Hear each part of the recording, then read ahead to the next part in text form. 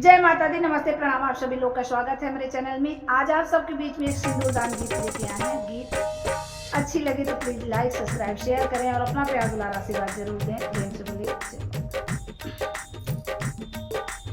हटिया के सिंदूरा मांगवाए पापा, चुनारी भाई हायन मोल जी। हटिया के सिंदूरा मांगवाए पापा, चुनारी भाई हायन मोल जी। यही चुनरिया के कारण पापा छूटी गाए दे से तोहार जी। यही चुनरिया के कारण पापा छूटी गाए दे से तोहार जी।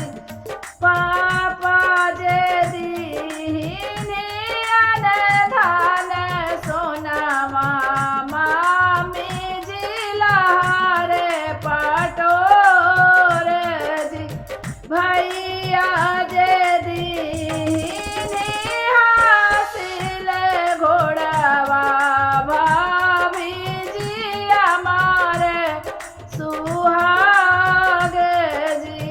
पापा जे दीनियन धन सोनावा, मामी जी लहारे पटोर जी। भैया जे दीनी हासिल घोड़वा, भाभी जी हमारे सुहाग जी।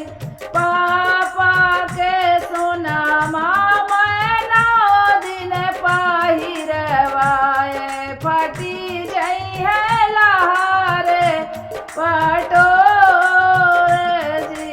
भैया के घोड़ावा से नागरे घुमावाए, भाभी के हमारे सुहाग जी।